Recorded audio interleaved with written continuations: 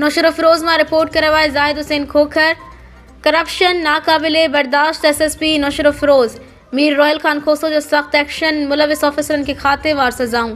Sindh police ज़िले नौशर अफरोज़ में एहतसाब जो अमल के वधिक मौसर बढ़ाईंदे मीर रोहिल खान खोसो करप्शन में मुलविस ऑफिसरन खिलाफ सख्त खातेवार कार्रवाई की है। SHO दरिया खान मरी वकील अहमद जाफरी के 6 साल सर्विस ख़त्म करने की सज़ा ॿुधाई वई। ट्रैफिक सार्जेंट मुश्ताक सोलंकी के 4 साल सर्विस ख़त्म करने की सज़ा ॾिनी वई। SHO भिरिया सिटी लाल लिनो शहर जी 2 साल सर्विस ख़त्म की वई। हेड मुहर्रर भिरिया रोड थाने महबूब सियाल जी 2 साल सर्विस ख़त्म की वई। न्यू चतोई थाने जे हेड मुहर्रर अब्दुल हक पंवर के लापरवाही ऐं गफ़लत जो मुर्तकिब थियण ते 1 साल जी इंक्रीमेंट रोकी वई। SSP नौशर अफरोज़ वाज़े कयो आहे त पुलिस खाते में करप्शन बदउनवानी ऐं फ़र्ज़नि में गफ़लत कंहिं बि सूरत में बर्दाश्त न कई वेंदी।